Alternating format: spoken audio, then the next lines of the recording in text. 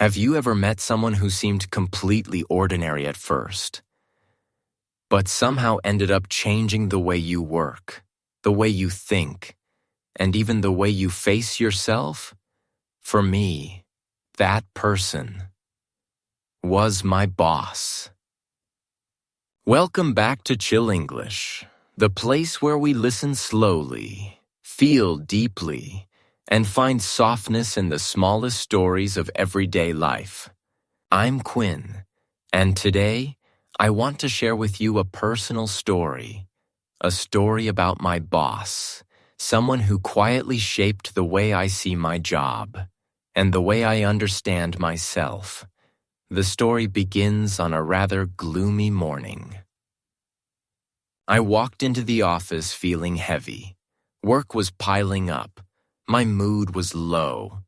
And honestly, I didn't want to talk to anyone. You probably know that feeling, when all you want to do is sit at your desk, put on your headphones, and disappear for a while. But the moment I set my bag down, my boss walked over and gently asked, "Are you okay? You look tired today." Such a simple question, but it came exactly when I needed it. My boss wasn't the type who talked a lot. He didn't give long lectures or act like a hero. Instead, he was the kind of person you remember because of small things, the way he listened, the way he asked questions, the way he calmly fixed problems without raising his voice. There was one time I made a major mistake in a report. The kind of mistake that could delay everything. I was shaking as I told him, certain that I would get scolded. But the first thing he said was, "It's okay. Let's find the cause first. Then we fix it." No blame, no anger, just clarity, patience, and a very human way of leading. That was the moment I learned something important. Some leaders don't push you to be better by fear. They pull you forward through respect.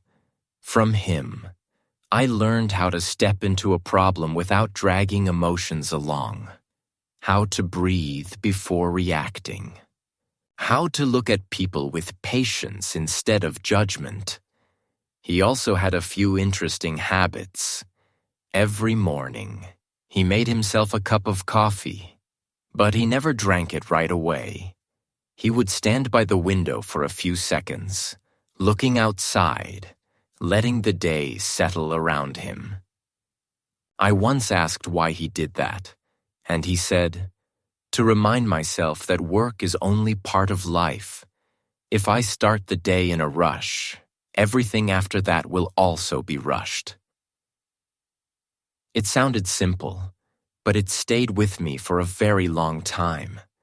There were meetings so tense that even breathing felt risky. Voices rising, frustrations clashing, the whole room on edge. And yet my boss always stayed calm, almost strangely calm. Once, when the meeting was seconds away from exploding, he simply said, "Let's take a 3-minute break. Everyone, get some water." That was it. But somehow, those 3 minutes softened everything. It was like pressing a tiny reset button in the middle of chaos. And that's when I realized the strength of a good leader isn't in being loud. It's in creating safe spaces for people to breathe. I still remember the time he assigned me a task far more difficult than what I usually handled. I was terrified and wanted to refuse. But he said, "I believe you can do it. If you make mistakes, we fix them. What matters is what you learn."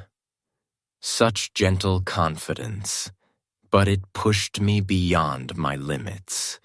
It's strange how just having one person believe in you can make you stronger than you ever imagined. Working with him also taught me about kindness in the workplace. The quiet kind.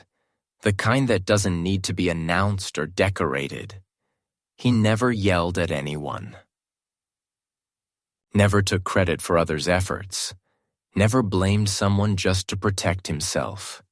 He led by example, a simple, steady, deeply humane example. There were days when our whole team was exhausted from endless deadlines. Nights when the office lights stayed on long after everyone else went home. But instead of pushing us harder, he always said, "Try your best. If you can't finish, leave it for tomorrow. Health matters more." Every time he said that, something in my chest softened. Because sometimes, the most powerful encouragement isn't a grand speech. It's a simple reminder that you're still human. One day, after a long and draining project, I finally asked him, "How do you stay so calm all the time?" He smiled and said, "Because I've worked in places where no one stayed calm with me. And I don't want to repeat that for anyone else." That sentence stayed with me, like a quiet truth about how kindness is often built from old wounds. I'm not telling this story to claim that my boss was perfect. No one is. He had stressful days, tired days, moments when he looked just as overwhelmed as any of us. But maybe it was exactly those imperfect moments that made him feel real, approachable, human, and genuinely admirable. If you've ever had a leader like that, someone who didn't just tell you what to do, but helped you grow, then you know how precious that is. And if you haven't met someone like that yet, I hope this story gives you a bit of comfort. Somewhere out there, good leaders do exist. Leaders who guide with heart first, before authority. Thank you for listening to this quiet story today on Chill English. I'm Quinn, and I hope that through this story, you found a little warmth, a little motivation, or simply a moment of calm in your own work life.